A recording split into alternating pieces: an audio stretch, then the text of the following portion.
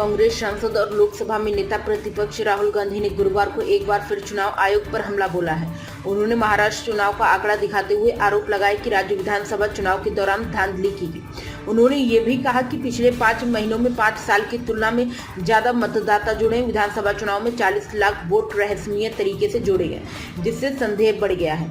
एक press conference को संबोधित करते हुए कांग्रेस नेता राहुल गांधी ने कहा कि महाराष्ट्र में हमने चुनाव आयोग से सार्वजनिक रूप से बताया कि 5 महीनों में 5 साल से ज्यादा मतदाता जुड़े हैं, जिससे संदेह पैदा हुआ है। नए मतदाताओं की संख्या महाराष्ट्र की वैक्स जनसंख्या से भी अधिक हो गई, जो कि एक बहुत ही आश्चर्यजनक तथ्य है। उन्होंने आगे कहा, फिर 5 साल बाद मतदान में भारी बढ़ोतरी हुई। शाम 5 बजे के बाद मतदान में भारी टर्नआउट हुआ और सभी ने इसे देखा।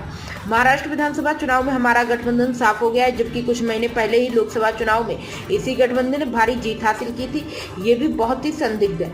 चुनाव आयोग से संपर्क किया, लेकिन कोई रिस्पांस नहीं मिला। राहुल गांधी ने कहा, महाराष्ट्र में राज्य स्तर पर हमने पाया कि लोकसभा और विधानसभा चुनाव के बीच 1 करोड़ नए मतदाता जुड़े, इसलिए हमने चुनाव आयोग से संपर्क किया। मैंने संसद में अपनी बात रखी। इंडिया गठबंधन के नेताओं ने एक प्रेस कॉन्फ्रेंस की, लेकिन कोई प्रतिक्रिया नहीं मिली। मैंने लिखा कि कई अखबारों में छपा।